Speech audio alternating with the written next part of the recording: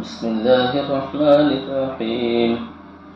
أولئك عليهم صلوات من ربهم ورحمة وأولئك هم المهتدون إن الصفا والمروة من شعائر الله فمن حج البيت أو اعتمر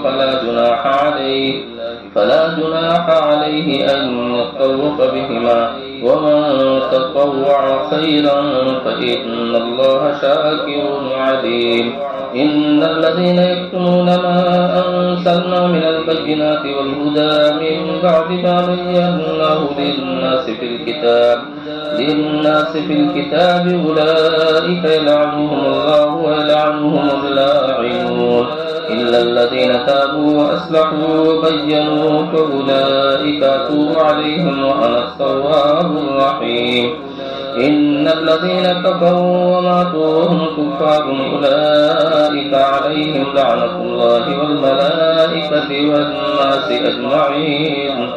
خالدين فيها لا يخفف عنهم العذاب ولا هم ينظرون وإلهكم إله واحد لا إله إلا هو الرحمن الرحيم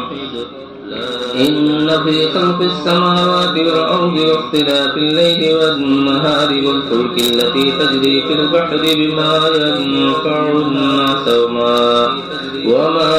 أنزل الله من السماء من ماء فأحيا به الأرض بعد موتها وبث فيها من كل دابة وتصريف الرياح والسحاب المسخر بين السماء والأرض لآيات لقوم يعلمون